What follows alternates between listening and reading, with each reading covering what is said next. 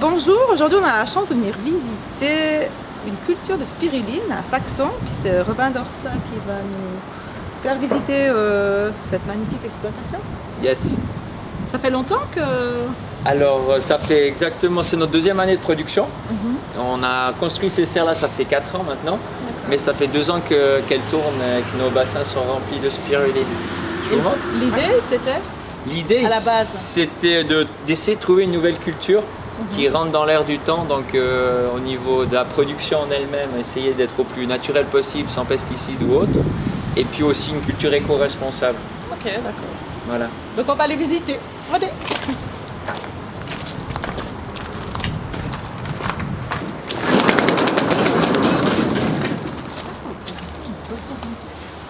Voilà. Voilà à quoi ça ressemble, des bassins remplis de spiruline. Alors, voilà, des bassins d'eau verte. En fait, c'est de l'eau saumâtre, donc avec un pH basique, un pH à 10, entre 10 et 10,5, donc très basique. Et puis salé. On a salé légèrement l'eau à 4 grammes par litre, donc c'est un milieu super sélectif du coup. Et en fait, la spiruline, c'est une bactérie, un type de bactérie exprès, c'est une cyanobactérie. Ça veut dire c'est une bactérie qui a acquis la capacité de faire de la photosynthèse comme les plantes. Donc c'est ça, cette couleur verte, en fait, c'est le pigment vert de la spiruline, la chlorophylle, comme toutes les plantes. C'est ce pigment-là qui lui permet de faire cette photosynthèse et se développer. Donc en fait, dans cette eau-là, on a des milliards et des milliards de petites spirulines. Donc en fait, c'est une petite forme de spirale enroulée. Et puis elle se développe gentiment en faisant cette photosynthèse. Donc elle va grandir. Et puis après, au bout d'un moment, qu'elle atteint une certaine taille, donc c'est toujours microscopique quand même, elle va se casser en deux. Chaque bout va devenir indépendant. Et puis la population va grandir en 2 par 2 par 2. Puis c'est du coup une population exponentielle. Ok. Et puis voilà. T'as combien de bassins en tout du coup? Donc là sur l'exploitation on a 4 bassins, on a fait 2 serres, on a en gros 200 mètres carrés de bassins en production. D'accord. Puis tu récoltes comment? Enfin, alors, d'une fois que l'eau est assez dense, donc on a assez de spiruline dans notre milieu, en fait on va filtrer l'eau du bassin à travers la grosse table derrière vous, c'est un gros tamis en fait. Là elle est en mode séchage, normalement on la retourne, on la pose sur cette table à plat. Et puis en fait, en pompant l'eau à travers de cette grosse table, le milieu de culture va retourner au bassin et la spiruline en elle-même va rester bloquée dedans. Et du coup, en fait, on aura une grosse concentration, une grosse boue de spiruline toute verte qu'on va ensuite faire sécher au laboratoire. Ok, d'accord. Donc en fait, c'est pas une algue. C'est pas une algue. Justement, vu que c'est. Il y a beaucoup de personnes qui pensent que c'est. Voilà, tout le monde pense que c'est une micro-algue. Et ben en fait, c'est vraiment une bactérie qui fait de la photosynthèse. Donc c'est entre les deux mondes, entre le monde végétal et animal, on peut dire ça comme ça.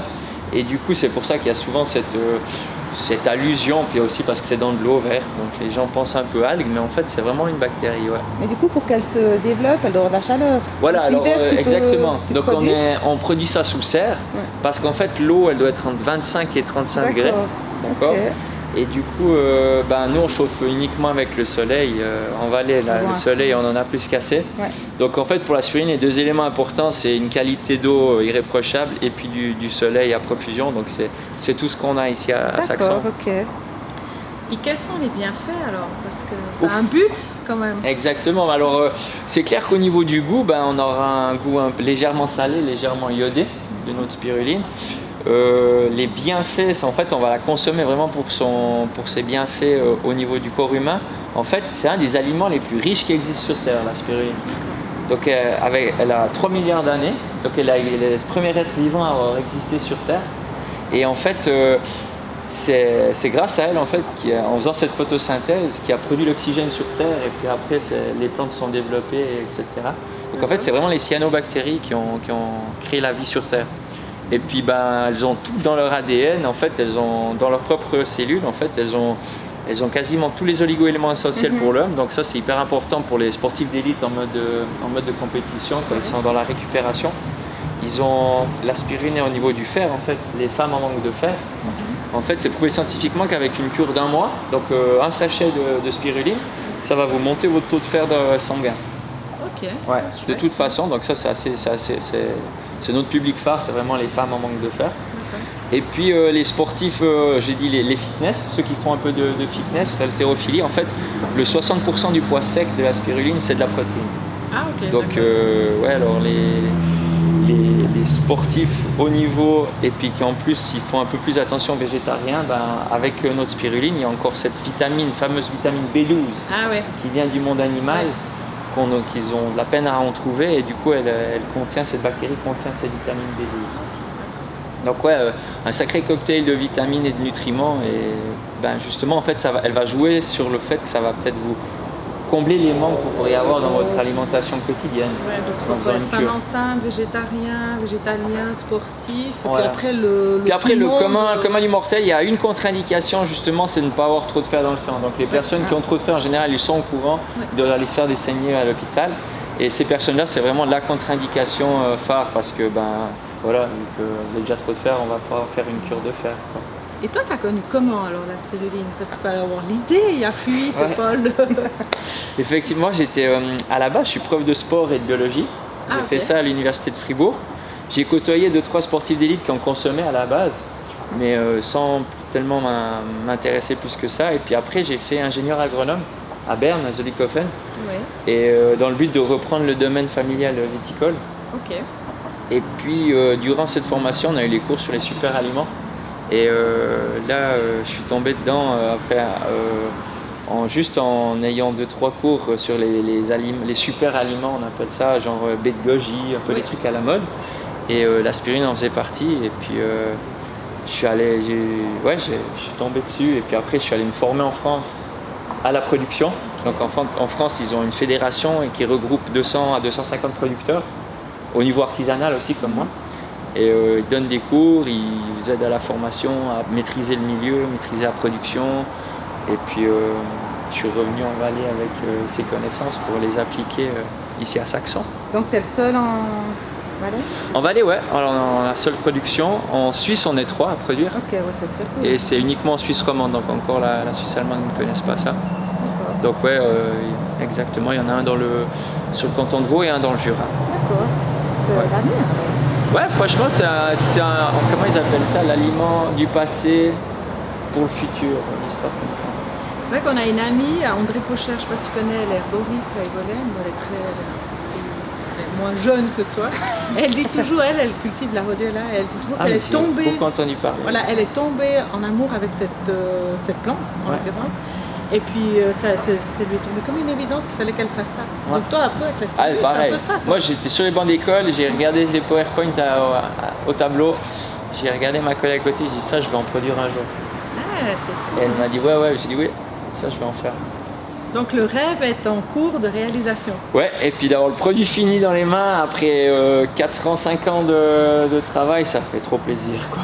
Donc il t'a fallu 4-5 ans pour pouvoir sortir les premiers sachets. Ouais, entre l'idée, la formation, les autorisations de production, les analyses du produit fini pour que ce soit conforme à l'alimentation, 5 ans pour que tout roule.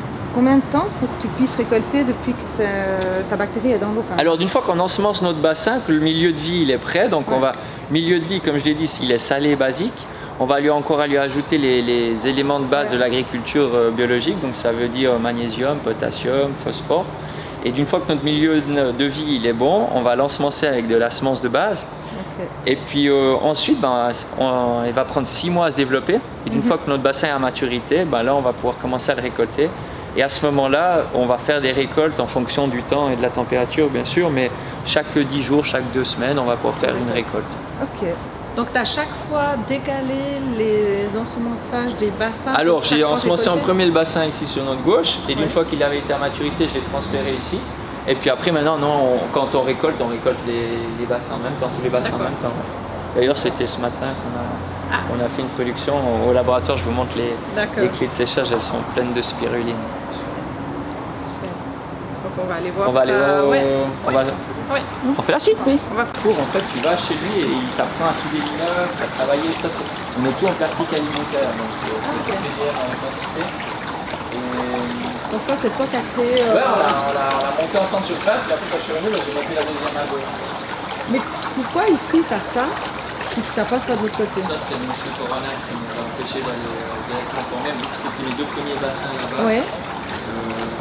il m'a dit que je ne pouvais pas aller en France faire ça chez lui. Du coup, il m'a dit il y a une solution avec des pompes d'aquarium. Donc là-bas, le brassage se fait avec des pompes dans l'eau. D'accord, ok. Mais ce système-là, il est meilleur parce qu'il t'oxygène un peu le milieu, il te brasse un peu mieux le milieu. Ok. Ah, c'est chouette, hein. Ouais, on ne voyait pas ça comme ça. Ouais, moi non plus, je voyais pas ça du tout comme ça. Vous voyez ça comment plutôt? Je sais pas, des bacs. algues dans déjà l'eau comme ça. des algues et des bacs, ou je sais pas, des trucs gluants, enfin je sais pas. Ouais, moi des algues, hein, mais pas que l'eau est verte comme ça. Ouais. Je pensais que tu C'est voyais quand intéressant. même ton produit dans l'eau, quoi. Ouais, non. Enfin, à la pêche comme ça, tu sais. Non. Et là, si tu bois ça, Ah non, ça c'est pas, elle est pas propre à la consommation. Là, Ah d'accord, il est beaucoup trop basique, ouais. Ok, d'accord. Donc c'est de salé, hein. Ça. Ouais, en fait au laboratoire, le fait d'aller la sécher, on va enlever ce T'enlèves milieu ça. de vie et puis garder vraiment que la spiruline. Ok, d'accord. alors allons voir le séchage. C'est bon. Donc ici, on se trouve dans l'endroit où tu sèches. Ouais, on appelle ça le laboratoire en fait. Ouais. C'est la partie du conditionnement de la spiruline. Donc on va arriver avec notre bout de spiruline bien mouillé. La première étape en fait, ça va être l'étape de la presse. Ici elle est démontée, mais en fait on a une grosse valise, d'accord? Une valise hermétique, on met notre bout de spiruline dedans. Elle est reliée à cette pompe sous vide. En fait la pompe là, avec ces systèmes de tuyaux, elle est connectée à notre voyalet là. Ouais. Et du coup en fait par ce système de presse, on va enlever 80% de l'eau qu'on aura dans notre bout de spiruline. Donc à partir de là, en fait, notre milieu de vie va partir, on va dans un voyalet qu'on remet au bassin, donc on ne perd pas, ça c'est top. Et puis là, en fait, on a un gros sérac vert de spiruline à la fin de cette étape. Et ce sérac de spiruline, qui pourrait déjà être consommable à ce moment-là, on va le passer d'abord dans cette machine.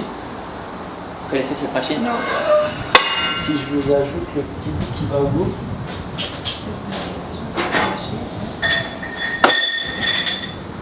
Si je vous rajoute ça au bout, comme ça. Ces machines, elles vont lâcher, mais non. Ouais, c'est ça. C'est ça? C'est un poussoir à saucisse. Ok, ok. Voilà. Comme ça, en fait, les bouchers, en fait, ils vont mettre ici au bout leur boyau. Ouais. Et puis la viande hachée va venir, puis ils remplissent les boyaux, ils font les saucisses comme ça. Ok. Puis nous, en fait, on l'a modifié, en fait, on l'a fileté. Du coup, on peut la fermer là. Et puis on la trouve ici dessous. Ah, ok. Ça sort comme ça. Ce qui fait que là, c'est le passage, on appelle ça l'extrusion. Ouais. On va former en fait des spaghettis de spiruline, si vous voulez bien. D'accord. Et puis en fait, ces spirulines-là, après, on les passe au four. Là, c'est un déshydratateur, on appelle ça. D'accord, en version industrielle. Voilà, on peut dire ça. Puis en fait, ici, la chance qu'on a, c'est qu'on va faire un séchage à basse température. Donc, là, comme vous voyez, on est à 42 degrés pendant une dizaine d'heures, 10 à 12 heures. Et puis nos spirulines, en fait, elles vont sortir sèches après 12 heures. Donc là, on va regarder vite fait pour ne pas monter le taux de bactériologie. Mais on va vous montrer ça. Donc en fait, voilà un plateau de spaghettis de spiruline. Donc là, on a rempli nos 4 chambres ce matin. Et puis là, elle est en cours de finalisation de séchage. Donc on voit qu'elle est quand même encore un peu humide. Mais dès demain matin, quand on va venir, en fait, ces spaghettis seront cassants. Donc en fait, on va juste les ressortir, les rassembler dans un gros baluchon. Et puis en fait, on va les broyer au début à la main. Et puis ensuite, on va les homogénéiser au niveau de la taille des paillettes avec ce petit robot coupe derrière vous. Et du coup, enfin, on aura des paillettes de spiruline qui auront un peu toute la même taille. Et puis après, il n'y a plus qu'à les mettre en sachet. Ok, d'accord. Donc on peut venir faire sécher nos fruits chez toi. Ouais, parce que 40 degrés, c'est là où c'est que justement tu gardes toutes les vitamines, tous les Exactement. nutriments. C'est là notre avantage par rapport à de la spiruline qui pourrait être produite au niveau industriel. Eux, en fait, ils vont faire des séchages par atomisation, ils appellent ça, du spray drying. En fait, ils vont propulser cette spiruline dans des courants d'air chaud à 200 degrés et elle va tomber sous forme de poudre. En l'espace d'une dizaine de secondes, elle tombe sous forme de poudre. Après, ils la ramassent, puis soit ils vendent sous forme de poudre, soit ils l'empaquetent et puis ils vendent sous forme de gélule. Ouais, du coup, là, tous les nutriments sont morts. Voilà, C'est non, mais oui, c'est pour ça que tu le fais par paillettes alors. Les paillettes, c'est un signe d'une qualité de spiruline qui est quand même supérieure à ce qu'on peut trouver ailleurs, parce que c'est au niveau artisanal. Ouais, exactement. Ce que j'ai pu rechercher, c'est poudre à poudre. Donc c'est vrai que c'est étonnant de trouver la paillette. Voilà, la paillette, c'est vraiment au niveau artisanal, c'est 200 mètres carrés, c'est pas grand chose. C'est un à côté, donc c'est pas vraiment viable en l'état. Mais si on augmente un peu la production, je pense que ça peut le devenir. D'accord. Donc en fait, on trouve tous tes produits ici, tu as un site internet. Ouais, les gens- la vente se passe principalement en ligne, Ouais, sous spirulinevalley.ch. Après, j'ai quelques magasins bio qui m'ont demandé de pouvoir mettre le produit chez eux. Et ouais, ça on l'a fait, c'est bien, ça marche bien. Ok, super. Ouais, droguerie aussi et pharmacie. Ok. Ouais, ceux qui veulent jouer un peu la carte locale. Et toi, tu conseilles quoi? De mélanger dans quelque chose ou de la consommer Alors au niveau de son ingestion, moi j'aime bien la prendre le matin sur la tartine à l'abricot. Carrément. Ouais. D'accord. Tartine à l'abricot. L'abricot cache un peu le goût de l'aspirine parce qu'elle a quand même un goût assez prononcé. Et du coup, ouais, tartine à l'abricot, au pruneau, enfin bon, égal. Et puis sinon, ceux qui n'arrivent pas, qui ne déjeunent pas le matin, ben, je dis dans un fond de verre d'eau. Le top, ça serait de l'associer à la vitamine C, typiquement un jus d'orange, parce que c'est la seule vitamine qui lui manque. Ok. Donc, en plus, la vitamine C, ce qu'elle va faire, elle va t'aider à fixer le fer dans le sang. Ouais. Donc en fait, si tu associes l'aspirine avec un peu de vitamine C, ben là, tu es au top au niveau du fer. Et Donc tout en au fait, il niveau faut des que les nutriments. gens cherchent comment la consommer. Parce qu'on pourrait l'ajouter aussi un jus. Ah, tu peux la faire comme tu veux, tu peux la mettre dans un yogourt, dans une salade, dans un bircher, dans un smoothie. J'ai vu toutes les façons de faire. On peut le faire à l'apéro, du coup. Ça part. Oui, Oui, c'est- un petit boost. Donc si vous avez des idées de consommer de la spiruline d'une Exact. manière originale, ben, Ouais, tu peux alors donner, volontiers un petit des mail infos. à spirulinevalley.ch. Avec les photos. Effectivement, ouais.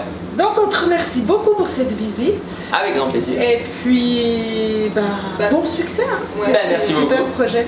Et Yes. prochainement, à la boutique, vous pouvez venir chercher votre spiruline aussi. T'en as Yes. déjà, non? Non, je viens la chercher aujourd'hui. Ah, ok. Donc voilà. Voilà pourquoi on est là en fait. On va faire nos courses. Voilà. Youhou. Merci, bye bye.